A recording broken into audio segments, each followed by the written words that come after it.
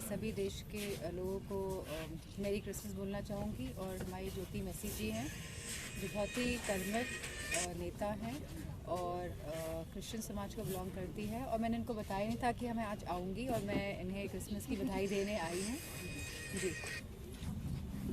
अभी हाल ही में एक सेना का कोई हादसा हो गया है जिसको बहुत दुख की घटना बताई। बहुत ही दुर्भाग्यपूर्ण और दर्दनाक हादसा है, क्योंकि जहाँ पे 4 देश के जो हमारे सैनिक हैं उनकी जान गई है, जहाँ पे बॉडी को म्यूटिलेट किया गया है, वहीं पे 3 सिविलियंस की भी जान गई है।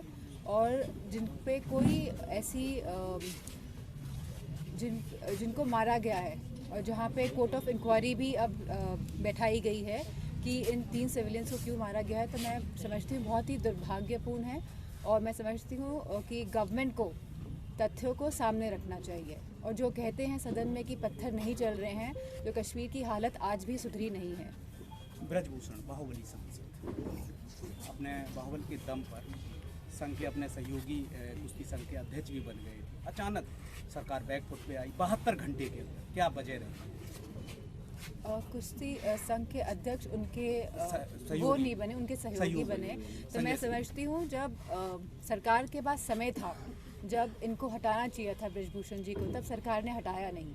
और मुझे लगता है कि सोची समझी साजिश के तहत और जनता में एक मैसेज देने के तहत, पॉजिटिव मैसेज देने के तहत ये कार्य किया गया है कि जहां उनके सहयोगी को संघ का अध्यक्ष बनाया गया है और फिर तुरंत उन्हें हटाया गया है।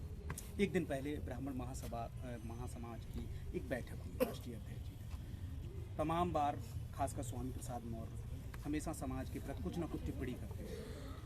राष्ट्रीय अध्यक्ष जी ने ये स्वीकार किया, उन्हें रोका भी है कि समाज के प्रति इस तरीके से टीका टिप्पणी ठीक नहीं है। क्या देरी नहीं हुई?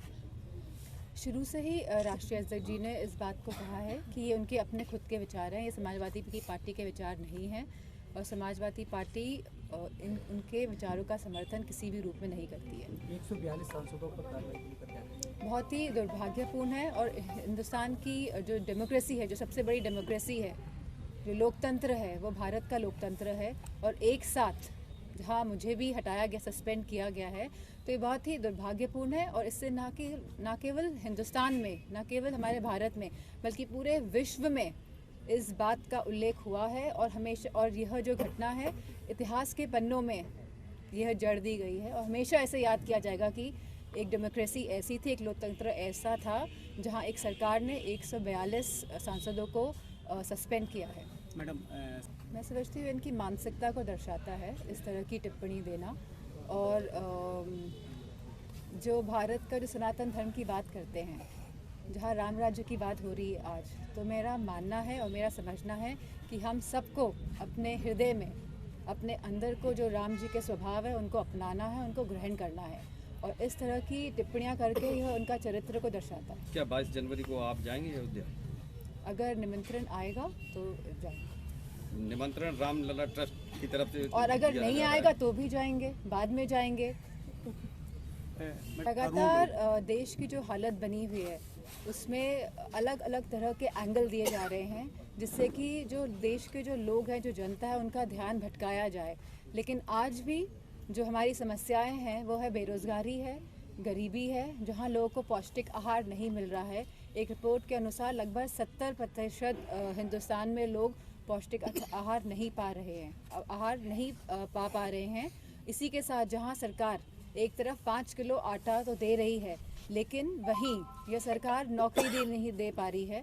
और यही मनरेगा से जो रोज़गार मिलता था गांव-गांव में भी, वो उसमें भी लगभग 50% की गिरावट हुई है। तो मैं समझती हूँ सरकार कई सारे ऐसे क्षेत्र हैं जहाँ विफल साबित हो रही है।